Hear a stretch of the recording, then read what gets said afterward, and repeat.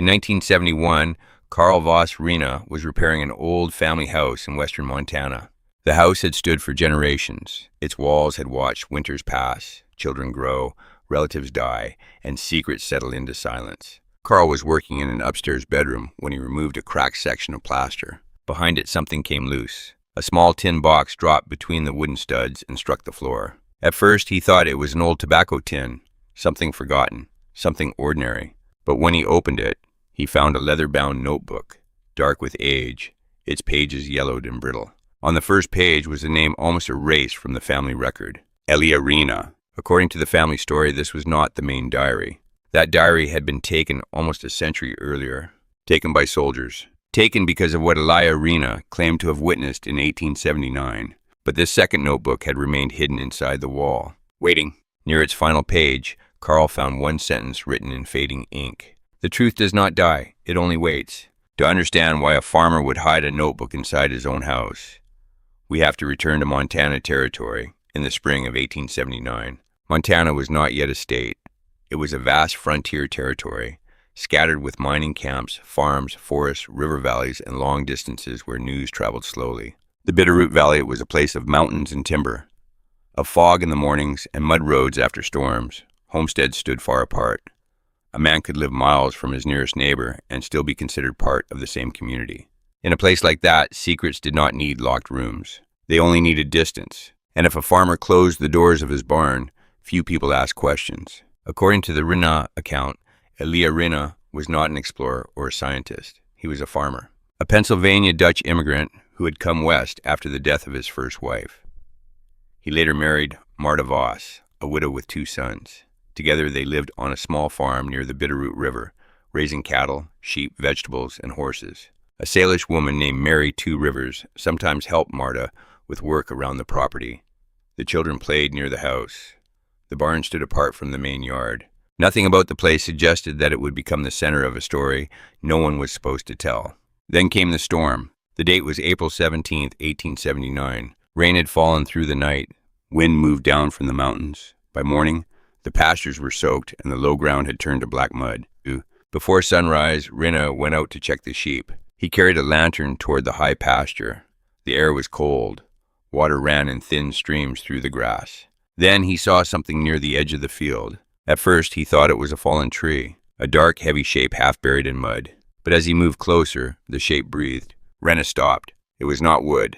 It was a body, a hand, a shoulder, a chest rising and falling with slow, painful force.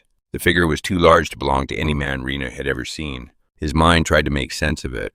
A dead horse, a wounded animal, a trick of bad light. Then the figure opened its eyes. They were gray, almost silver, and they were looking directly at him. The being did not lunge. It did not scream. It slowly raised one hand from the mud, palm upward. A gesture simple enough for any human being to understand. Help! Rena could have run. He could have ridden to town. He could have reported the thing in his field. Instead, he went back to the house. He brought rope, blankets, a sled, and a draft horse. When Marta woke, Elia told her there was a sick calf in the barn. Something contagious.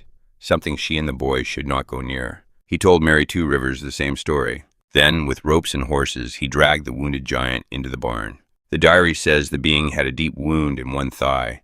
The fluid around it was dark, almost black, more like resin than blood. Rena washed the wound with carbolic acid and wrapped it with torn bed sheets. The giant did not cry out. He watched. In the lantern light, Rena saw a weathered face, scarred skin, hair streaked with gray, and a body that seemed too large for the world around it. He later estimated the being would stand more than 9 feet tall. After the wound was bound, Rena sat back in the straw, exhausted, his hands shaking. That was when the giant spoke. In English, "Thank you," he said. "I have been walking for a long time." From that moment, Rena understood he was not hiding an animal. He was hiding a person, or something close enough that the difference no longer mattered.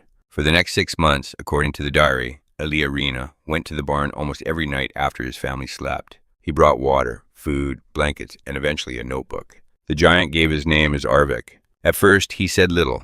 He ate, rested, and watched the doors. But as the wound slowly healed, he began to tell Rena pieces of a history that did not fit inside the world Rena knew.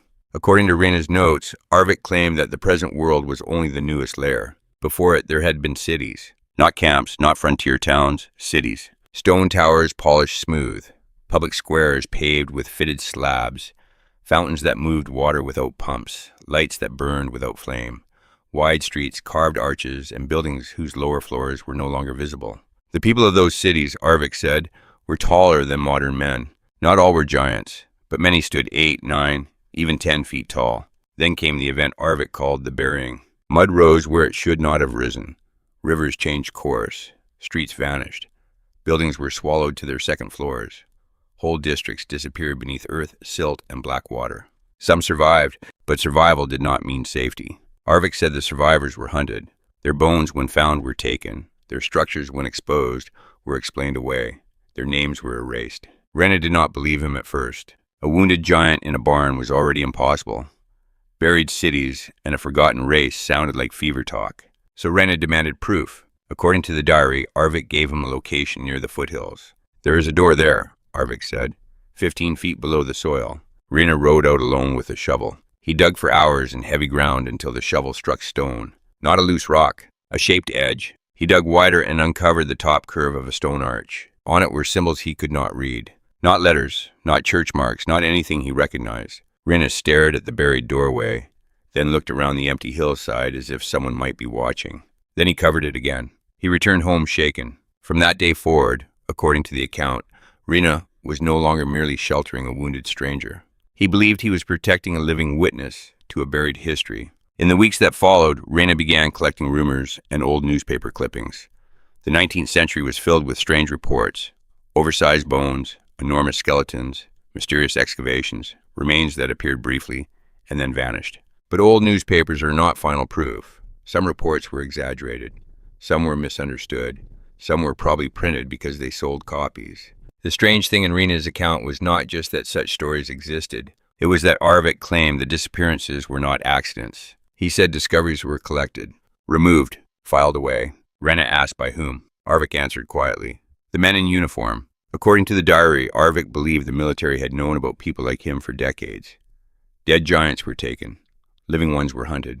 Bones vanished soon after being recorded. Sites were sealed, renamed, or destroyed. Again, this is not confirmed by public record. It is what Arvik is said to have told Rena.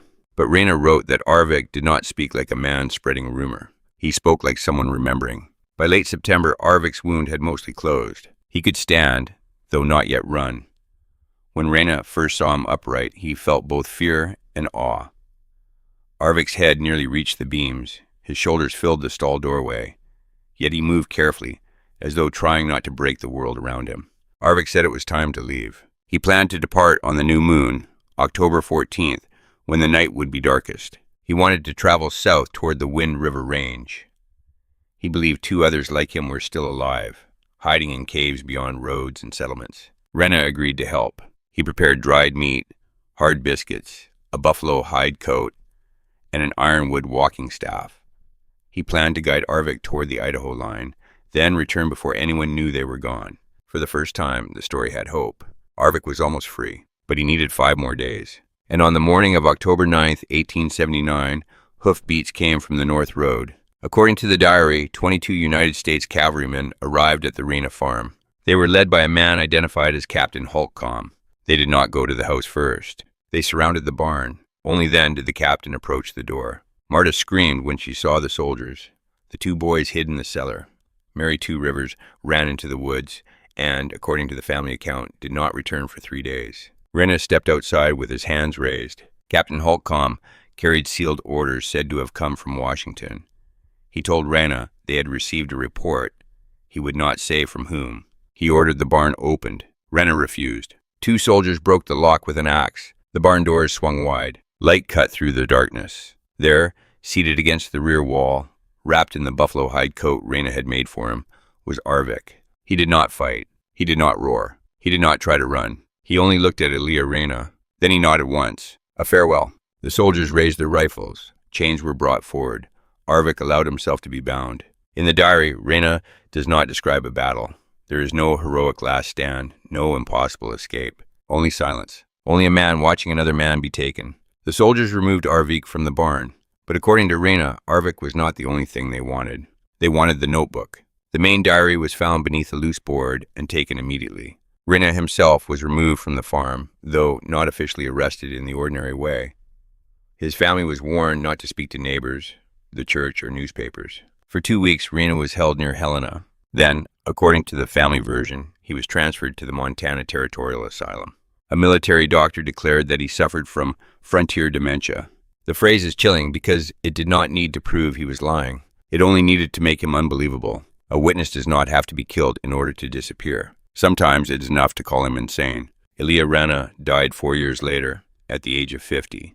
He was buried in an unmarked grave. He lost Arvik. He lost the main diary. He lost his freedom. And finally, he lost the right to be believed. But if the second notebook is genuine, then Rinna had prepared for this. He had hidden another record inside the wall of his own house. And in that record, the most haunting passage comes from the night before the soldiers arrived. October 8th, 1879. According to Rinna, Arvik already knew they were coming. He seemed to hear things from far away. Horses, metal, movement in the dark. He told Rinna not to fight. "Do not die for a stranger," he said. Then he gave him a warning. He said people would be taught that giants had never existed. Bones in the earth would be called animal remains. Buried cities would be called natural formations. Carved stone would be dismissed as coincidence. And this, he said, would continue for 150 years. Then Arvik said the sentence Rinna wrote down carefully. "The earth remembers better than men." He told Rinna to watch the rivers, watch the dry summers, watch the places where floodwater cuts open the banks, watch what appears when the ground breaks. Because when memory returns, Arvik said, it will not begin in books. It will begin in the soil. On the morning of October 9th, before the soldiers arrived, Rinna wrote one final line from Arvik's words. He said the truth does not die, it only waits. Nearly a century later, that sentence was found inside a wall. In 1971, Carl Voss Rinna opened the tin box and found the second notebook. The pages allegedly contained fragments of conversations between Elia, Rinna, and Arvik.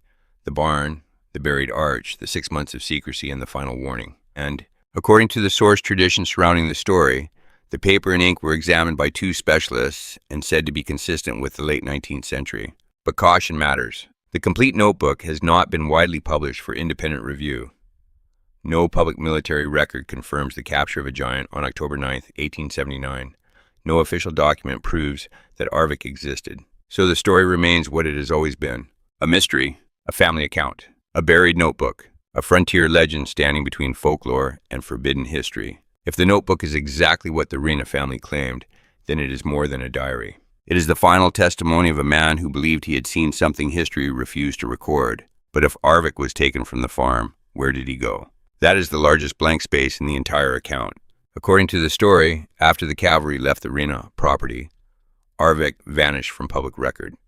Some researchers of the legend believe the route may have led east toward the rail connection at Bismarck in Dakota Territory. From there, a prisoner, or what officials might have called special cargo, could have been moved almost anywhere. In some versions, Arvik was taken to the Smithsonian, in others, to a military facility in Maryland. But these are theories inside the legend, not established facts. It is important to say this clearly. Many modern claims about the Smithsonian hiding or destroying giant skeletons have been challenged and debunked by historians and fact-checkers. In stories like these, the Smithsonian often becomes a symbol of locked rooms and hidden archives. But symbolism is not proof, and that is what makes the Rinna story so unsettling. Its power does not come from certainty. It comes from the question it leaves behind. If a civilization were buried, who would be allowed to tell its story? If a witness were declared insane, would his testimony still matter? If evidence were removed before the public could see it, how would later generations ever know what had been found? And if the earth truly remembers better than men, then every drought, every flood, every eroded riverbank, and every exposed foundation becomes something more than geology. It becomes a possible message, a place where the past is trying to surface. Maybe the story of Elia, Rinna, and Arvik is only a legend. Maybe it is a warning. Maybe it is a myth built around the fear that history is not a complete record, but a selected one. A room with locked cabinets, a book with missing pages, a map with blank spaces where something inconvenient used to be. No one knows where Arvik was taken. The first diary never returned. Elia Rinna died in an asylum and was buried without a name. His family stayed silent. The barn is gone. The old valley has changed. But for 92 years, according to the account, one thing remained hidden exactly where Rinna left it. A small tin box, a leather notebook, A final sentence. The army could take Arvek. They could take the first diary. Time could take Alia Rana. But the wall of his old house kept what everyone else missed. And on the last page, in fading ink, Rana wrote the words he could not allow to vanish. The truth does not die. It only waits. If you want this investigation to continue, subscribe to the channel. In the next episode, we will go deeper into the old newspaper reports of giant skeletons that appeared, shocked local communities, and then seemed to disappear almost as quickly as they were found.